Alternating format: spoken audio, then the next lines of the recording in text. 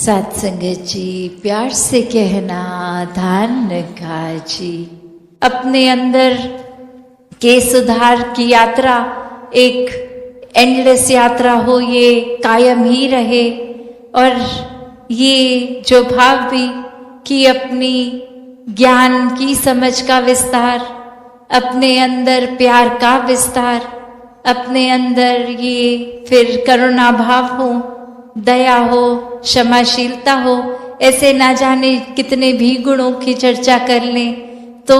वो सिर्फ गुणों को छूकर एक छोटे दायरे तक नहीं, उनका विस्तार करना है। और वही ये जो बात हम अक्सर सुनते हैं कि संसारिक रूप में तो हम कोई चीज़ अगर खा लेते हैं या कोई भी चीज़ जो ज़्यादा हो जाती है तो बोलते हैं कि वो चीज़ नुकसान करती है, ये उसको बंदिश में किया जाए एक छोटे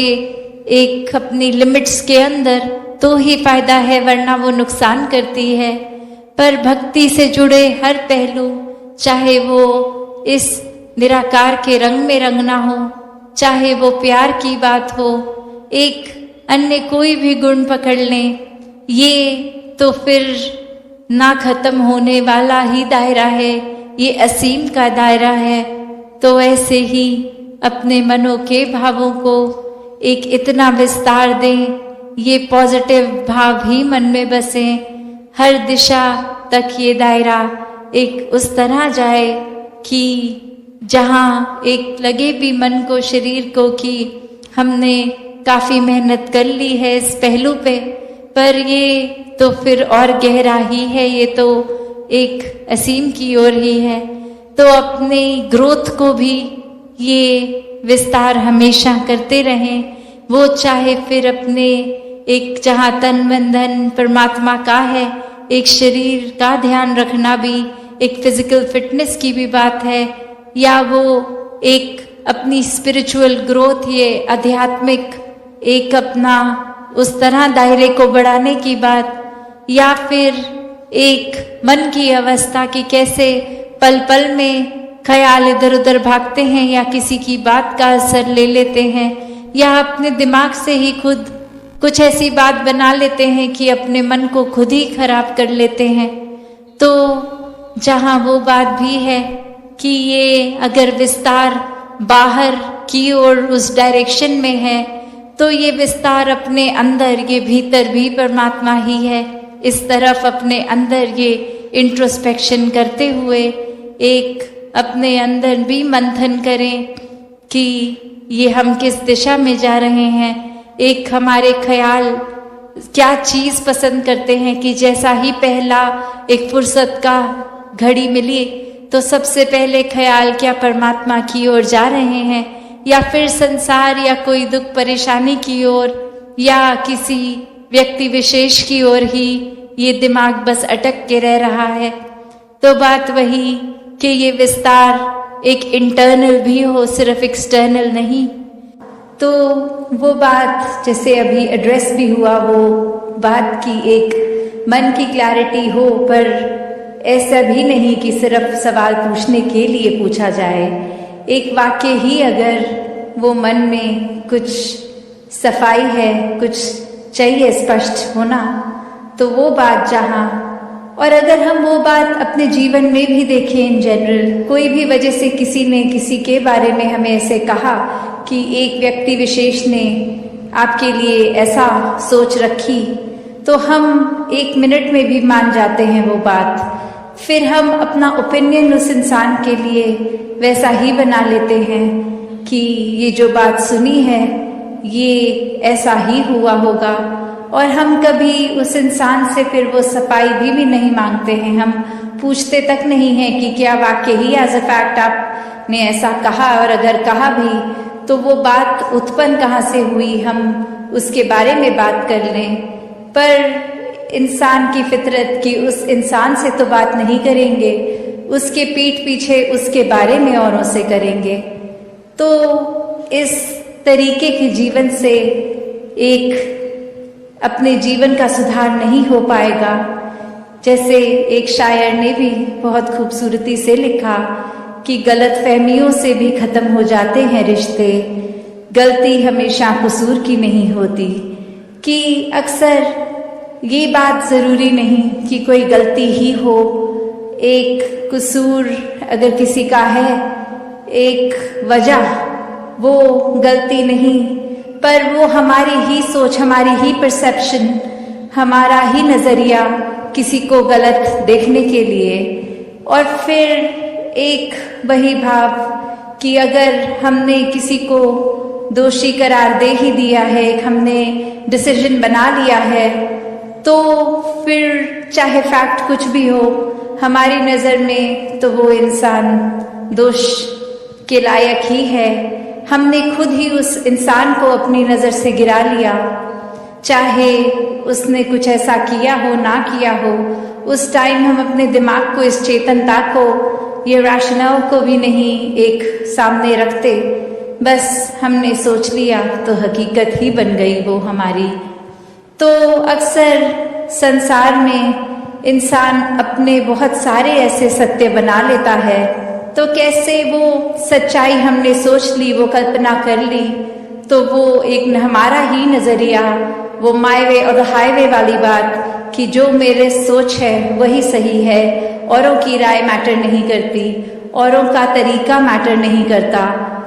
तो ऐसी सोच अगर है तो हमारी ग्रोथ कहाँ है उसमें? एक जीवन को फिर हमने इतना ही अपने आप, अपनी ईगो से भर लिया, अपनी सोच से, अपने माइंडसेट को ही एक सही मानकर, तो कैसे इस जीवन में जब जिएंगे तो वो माया रूप यहाँ पे हावी होगा।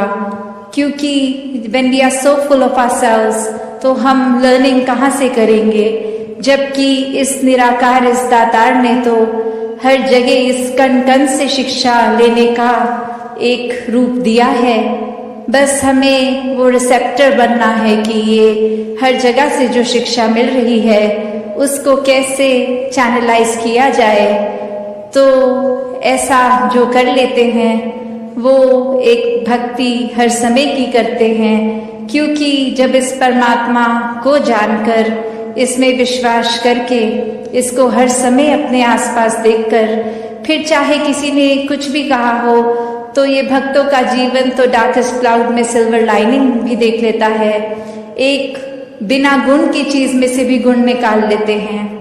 तो फिर जहाँ एक स्वाभाविक गुण बह रहे हैं, वहां से तो भक्त कितने ही अनेकों गुण निकाल लेंगे। तो ऐसा जीवन हमारा एक हो जाए, ताकि हर तरफ से जो शिक्षाएं हैं वही मिले। वरना तो एक अगर अक्सर ऐसे भी जो उदाहरण देखने को मिलते हैं कि हमारी सोच, इसने तो कभी खत्म नहीं होना, हमारी इच्छाओं ने भी कभी खत्म नहीं होना, एक वो सेटिस्फैक्शन, एक कंटेंटमेंट की बात, ये तो माया का ही रूप। क्योंकि अक्सर हम ये भी सोच लेते हैं कि माया सिर्फ एक मटीरियलिस्टिक चीज है, माया सिर्फ जो आंख देख सकती है वही है, चाहे वो एक घर हो, पैसा हो, एक और चीजें। पर अक्सर ये जो सूक्ष्म रूप की माया है, जो एक ये सोच में भी आ जाती है, क्योंकि इस परमात्मा को इस पल में देखना है, इसको ये लिविंग इन द मोमेंट वाली बात, तो ऐसे बात पे ये जो इस पल में इस परमात्मा के एहसास में रहना, वो ही एक एहसास है। वरना तो ये सिर्फ माया रूप चीज़ों, वस्तुओं, रिश्तों से ऊपर ये सोच में भी आ जाती है। तो कैसे एक ये वही बात हो गई, जैसे एक कहानी भी है कि एक इंसान, उसको एक थोड़े से कुछ लोग मिले और आगे वो इंसान सारे जा रहे हैं, कहीं रास्ता खराब है, तो वो एक डिसीजन बनाते हैं कि will go ahead as a group, ताकि कोई बात है भी तो इकट्ठे कोई वो रास्ता आराम से निकल जाएगा। और फिर वही वो बातें चल रही हैं जहाँ हर कोई अपने जीवन के बारे में बता रहा है, अपने डिजायर्स, अपने गोल्स। एक इंसान उनमें से जो बहुत ही सूझवान, संतमति वाला, उसको एक कुआं दिखता है और वहाँ एक बाल्टी जिसमें से वो उस कुएं में से पानी निकाल सकते हैं, पर वो देखता है कि ये बाल्टी का बेस तो टूटा हुआ है, तो एक वो बॉटमलेस बाल्टी हो गई। तो वो इंसान वहाँ रुककर प्रिटेंडिंग टू बी थर्स्टी, वो उसकी प्यास बुझाने के लिए पहले उस बाल्टी में से जब पानी निकालता है, तो जब तक तो वो बाल्टी पानी के अंदर है वो भरी हुई दिखती है, पर जैसे ही वो वाटर के सरफेस से ऊपर उठा ली गई, अब उसमें पानी कहाँ टिकना था। पर वो बार बार ये कर रहा है और बाकी के लोग देख रहे हैं कि ऐसा क्यों किया जा रहा है। और वो कह रहा है कि नहीं, अब मैंने ये ठान ली है बात कि जब तक ये बाल्टी को भर के मैं इसमें से पानी नहीं निकालूंगा तब तक घर नहीं जाऊंगा। तो अब ये फूलिशनेस साउंड कर रही है बाकी आसपास वालों को, और वो कह रहे हैं कि ये पॉसिबल ही नहीं है, आपने ऐसा एक गोल क्यों बनाया है जो अचीव ही नहीं हो सकता। तो और ऐसा करोगे तो हम सब तो आगे निकलेंगे, आप अकेले ही यहाँ रह जाओगे। तो बात वो समझाने की उनको फिर यही कहता है कि शुक्र है you bought this point up, क्योंकि हम सबको पता है ये बॉटमलेस बकेट है, इसको भरा नहीं जा सकता। तो हमारी सोच, हमारा मन भी ऐसा ही बॉटमलेस है। ये डिजायर्स भी आएंगे, ये एक इच्छा की पूर्ति होने के बाद दूसरी ने भी आना है। तो हमें एक, अगर हम उस भरोसे रहेंगे कि एक एक चीज आती रहे, उसको चेकलिस्ट में हम टिक करते रहेंगे, तो हमारे ये मन में और चीजें आनी एक बंद हो जाएंगी। ऐसा नहीं है, चीजों ने तो आते रहना है, ख्यालों ने तो आते रहना है। तो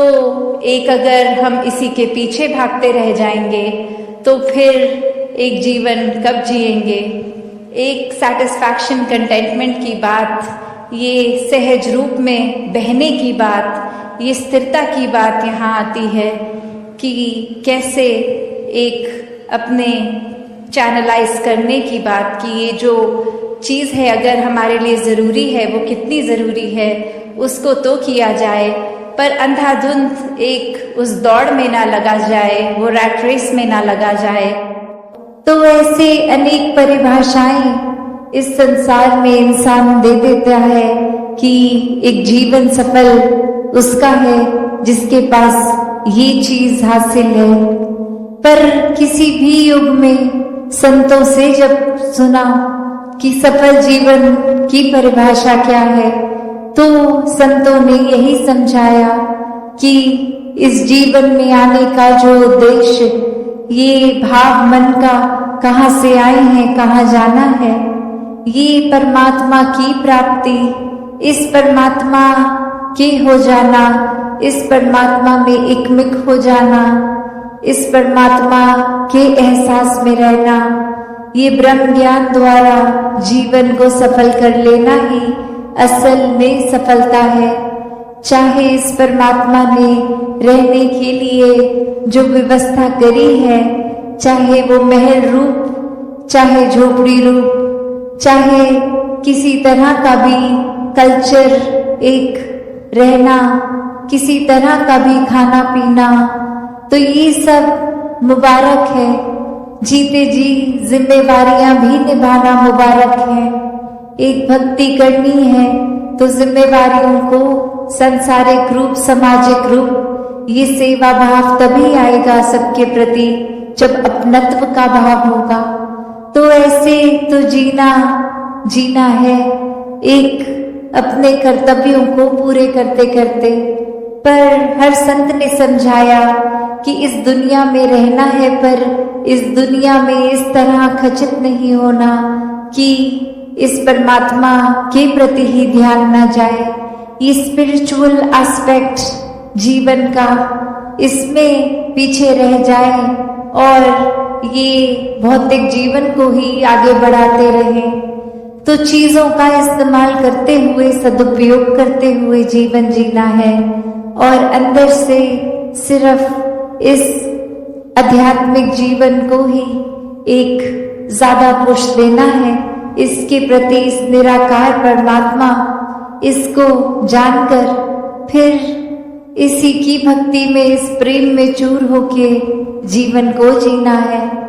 तो कैसे संतों ने जब समझाया कि सफल जीवन ये